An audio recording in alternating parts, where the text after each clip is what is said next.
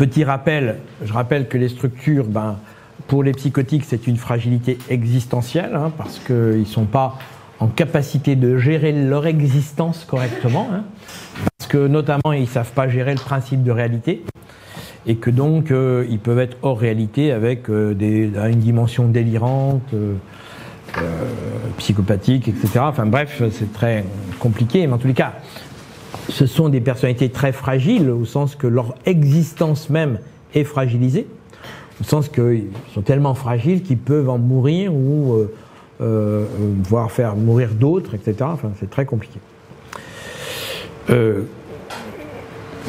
Comme je le montrerai dans le prochain module, ça relève généralement de la dimension psychiatrique. On est rarement amené à accompagner des psychotiques en psychothérapie, mais ça arrive parfois.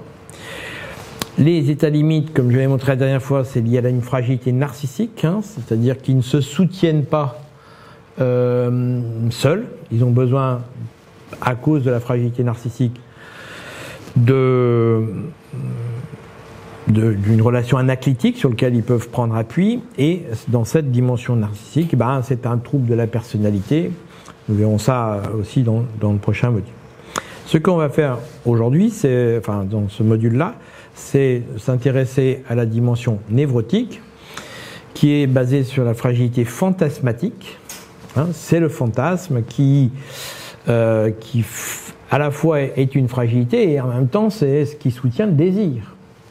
Vous savez que si vous ne pouvez pas avoir par exemple, on va prendre l'exemple de la sexualité, vous ne pouvez pas avoir de sexualité épanouie si vous n'avez pas de fantasme. Puisque c'est le fantasme qui soutient le désir. Et évidemment, au sens large, les troubles névrotiques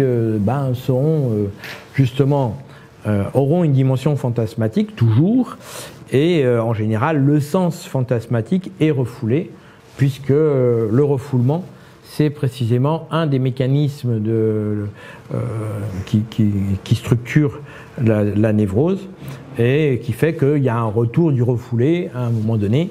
Et lorsque ce retour du refoulé étant difficile à gérer, ça définit des troubles de type névrotique.